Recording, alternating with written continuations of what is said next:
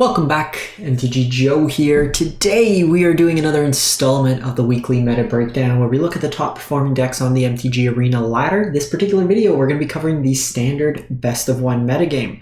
We'll cover standard best 3 later in the week. We've done timeless, and I'm hoping in the next couple days we have enough data to also look at historic and explore. So we try to cover them each week on the channel. We go over the stats, which we get from UntapGG, what you see on the screen. Companion tool that aggregates individuals' user rates that are using the tool, and then gives us a whole bunch of cool stats. So the link for Untapped is in the video description if you want to get started with them. I'll timestamp and paste all these deck lists as well.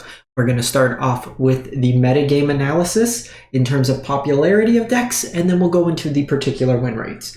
A preface as always, a popular deck doesn't necessarily correlate to the highest win rate deck. It could be for a variety of reasons: availability of wild cards, fun to play. It's got a cool theme of pirates, which never is the case, but any of those kind of all play into effect there. So for the last week, or sorry, for today at least, and then we'll look at the last week from Platinum to Mythic rank, Boros Convoke is the most popular deck, 18.5%. Very linear, aggressive deck, which fits perfectly into a best of one metagame. It's surpassed mono Red Aggro by 1.2% as the second most popular. Azorius Control at 8.5%, which I think is probably the best situated deck right now. If we look at like the top 5 decks, Azorius Control, Selesnya Enchantments, Orzhov Amalia. The Enchantments deck, the Amalia deck, all these creature decks get hit hard by Temporary Lockdown, gets hit hard by Sunfall, which is well positioned right now in the meta. We have Mono Black Aggro, Golgari Aggro, and then Esper Control rounding it up, all about 3%. So if we look kind of just scrolling down, see a very large increase in the Boros Convoke metagame share, and it looks like a lot of the mono red players were like, oh my god, we have Boros lands. They're terrible Boros lands, but we have them. Let's try out this Convoke deck. We're also seeing like the increase in Azorius Control. Similarly, like Orzhov Amalia is pretty solid against these particular decks themselves as well. So we will jump in. I do want to just preface Selesnya Enchantments as well as Mono White Aggro are the literal copy-paste deck. No changes whatsoever since the last set. I'm not going to feature them. We've covered them like literally for 6 months. Pretty much the same shells. You can look back on the Aether Hub links that I post. You can find if you're really interested in playing those. I could only talk about Selesnya Enchantments like card for card exactly the same so many times. Like we're going to cover Mono Red because Mono Red's been changing some stuff around at least, so at least we have something to talk about, but I could only talk about Jukai Naturalist on turn 1 so many times, or turn 2, whatever. So we'll jump in. We are trying to hit 15,000 subs on YouTube. You can see the ticker on the top right-hand corner. So if you haven't subbed to the channel, free, easy, helps out the channel.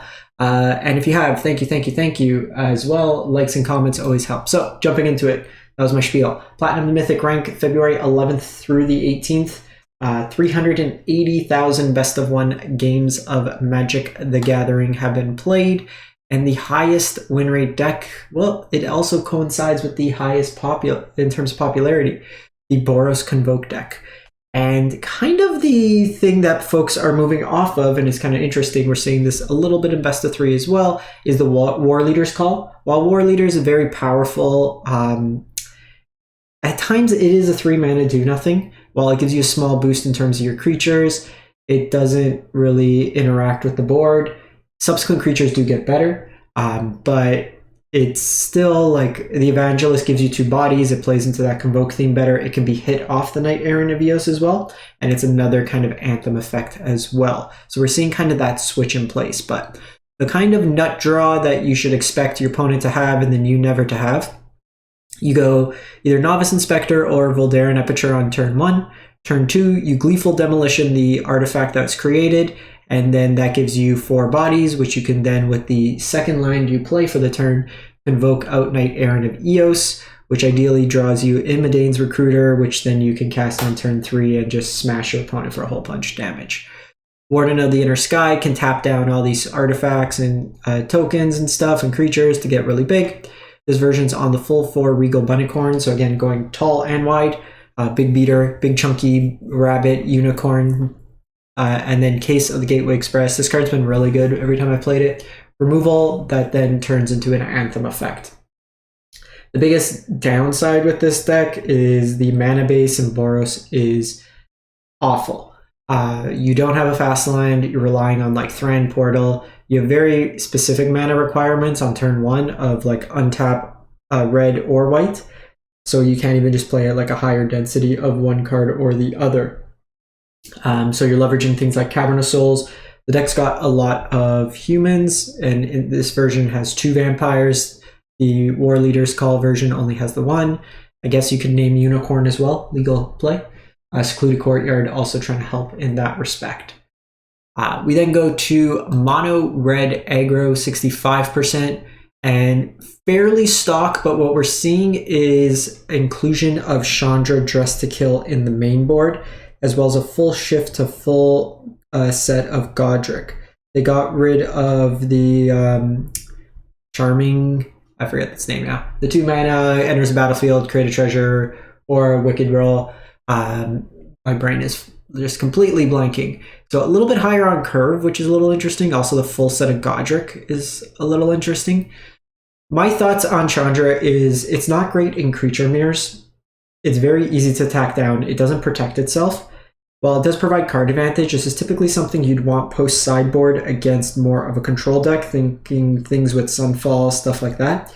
With Convoke being so popular, mono red, stuff like that, I don't know how I feel about this necessarily in this particular configuration. Additionally, Godric, there's been a little bit less shift if Boros is more popular. They don't play much instant speed removal, but another kind of change in terms of perspective. Otherwise, it's fairly stock. They trimmed a land to fit these things in here. What I do want to cover, it's called Rakdos Aggro. It's not the next in succession, but it's still reasonable win rate, and it kind of fits the shell. So this is Rakdos Aggro, which is basically mono red aggro, but you're using a Callous Sellsword. I always say swell because he's swell. Basically as a fling style effect that you can then also cast the creature through Sulphur Springs, Blackleaf Cliffs. But you're kind of playing like that Picnic Ruiner style shelf. You have Monstrous Rages, you have Felonious Rage, +2/0 gains haste, and then if it dies, you get to create a 2/2 Detective. You have the Scamp kind of fling the damage again, Antagonize, just big boost of damage, Blazing Crescendo, Fugitive Codebreaker, another way to have prowess in the deck, so just things that get very large. This costs 1 less for each instant sorcery in your graveyard. When it's turned face up, discard your hand, draw 3 cards. So kind of late game card advantage as well through the Codebreaker. And then you have Picnic Ruiner that can get double strike as well, playing nicely with the Trample style effect. So kind of like this one here, it's got a lot of older cards, but it's still through like the inclusion of Fugitive Codebreaker, it's kind of changing the way it plays out. Where this one's more prowessy, like a Sly Red style strategy, where the other one's more of a creature kind of beatdown version. Similarly, we're going to cover 2 different Azorius Control decks. They're not playing the new counterspell No More Lies.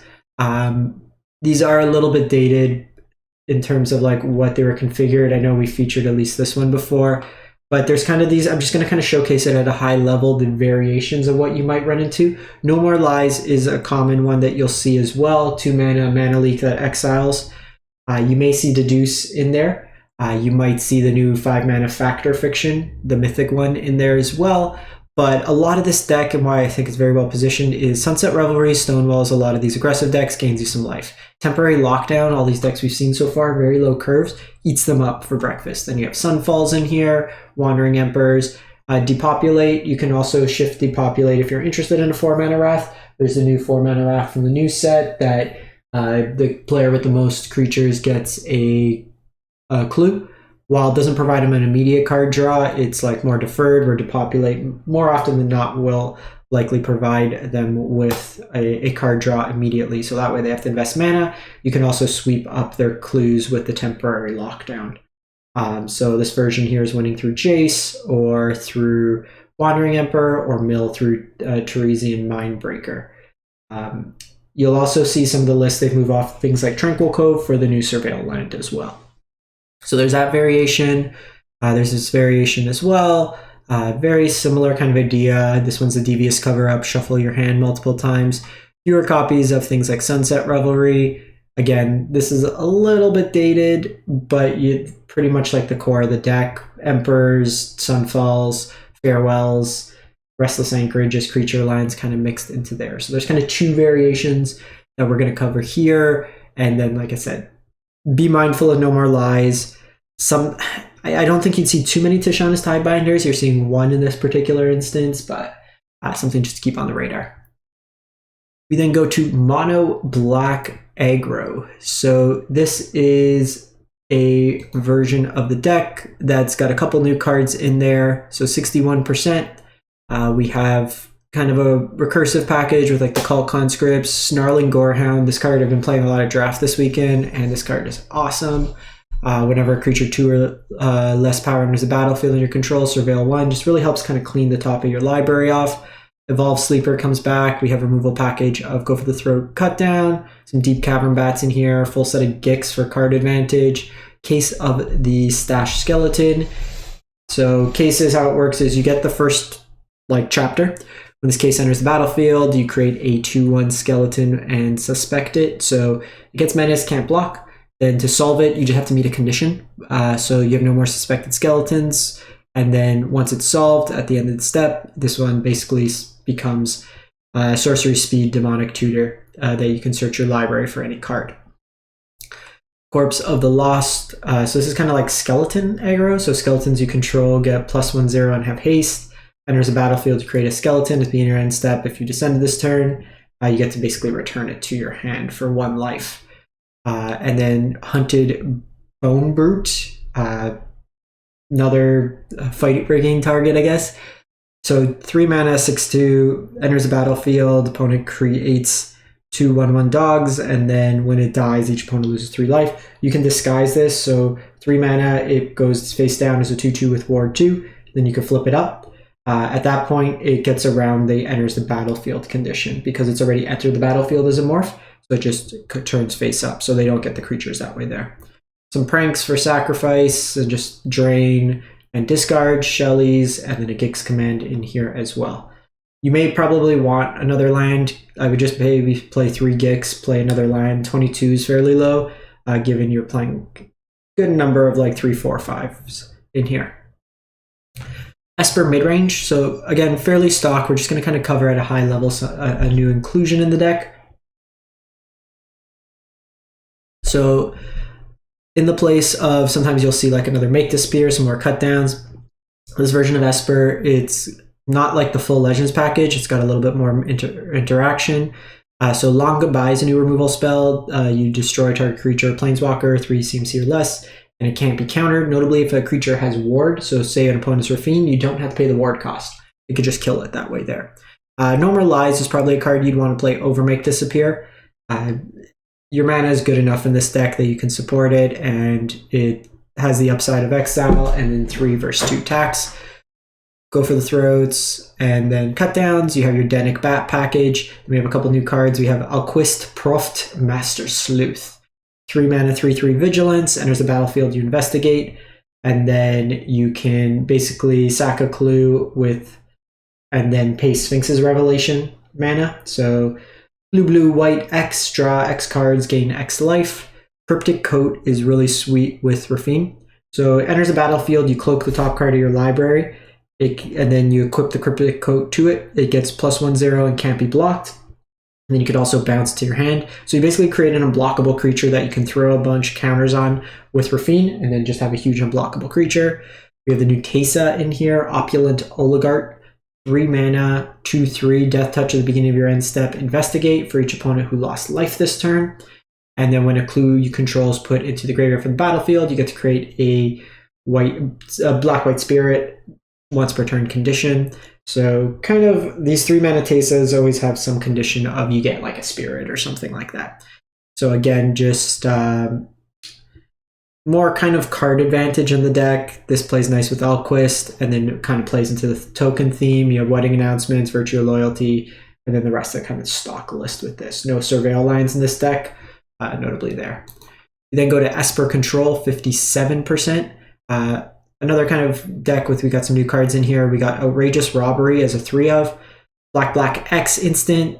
Basically, exile the top card, X cards of the opponent's library. You can play them with any color. So this can indicate your lands or anything like that. We see like the Sunset Revelries. We see the No Lies. Just a bunch of removal. Some Kaidos in here. Full set of temporary lockdowns. Again, we have the new Kaya, which I don't know what it does. 4 mana, 3 loyalty. Whenever one or more creatures you control or creatures in your graveyard are put in exile, you may choose a creature card from among them until end of turn. Okay, so your token gets a copy of it. +2, surveil 2, then exile card from a graveyard. +1, you get a spirit token with flying. So just like a token enabler. And then some removal where you can exile one of your tokens and your opponent's. And then Devious Cover-Up's the big kind of inclusion here. So 5 mana, unconditional board wipe with black. And then you also have the ability to collect Evidence 6, and then basically Surgical Extraction, take all the cards out of your opponent's library with that. What's kind of cool is here, it doesn't say like non-land. So depending if your opponent's kind of stuck on lands, you can actually potentially take a land out of their graveyard, and then just like take all their lands out of their deck, which is kind of cool. You got Myrex in the mana bases, win conditions, and then you have some new of the Surveil lands as well. Bant Toxic, fairly stock list. We are at 56%.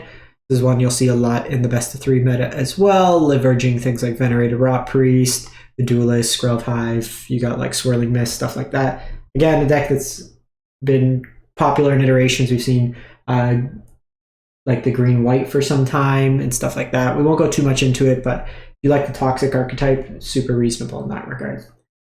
And then we have 2 kind of life gain decks that came out. So this Orzhov Amalia deck's 55% platinum to mythic, but as you go up, like it's 55 in diamond and mythic, and then in mythic it's 58%. So it's actually doing better in higher ranks, which is always an interesting kind of inclusion. So the card that they got was Case of the Uneaten Feast. So this gives it you a second Soul Sister style effect. Whenever a creature enters the battlefield, you gain life. You gain 5 or more life this turn, you solve the case. And then you can sacrifice this case, creatures in your graveyard. Basically gives you an ability to recast creatures from your graveyard. You combine that with Lunarch Veteran, then you have Voice of the Blessed that can get bigger, Elias Accord, another lifelink enabler, or like a life gain enabler, Deep Cavern Bats, Hand Hate, and then Lifelink. Amalia lets you explore, get some value there. Extraction Specialist can rebuy you things. Gumdrop Poisoner is really sweet in this deck, makes you food that can help you gain that 5 life condition, and then it's also removal on the flip side, and then also just gains you 3 life. Single copy of Splendid Angel, some Shieldred's, Gig's Command, Virtue's removal that gains you life, and then Alcazat's as well. So there's that version of the deck, and then there's this version here, very kind of similar ideas. I'm actually curious to see if this one met the cap that got better. 55.6, insufficient. So similar idea. You have like the Case of the Uneaten Feast again, playing some Ruin Lurker Bats, flying lifelink that also helps you descend. Same kind of voice package. This version here is also playing a couple Tomic, Wielder of Laws, 3 mana, 2/4. Affinity for Planeswalker, which is basically no text in this deck. Whenever an opponent attacks with creatures.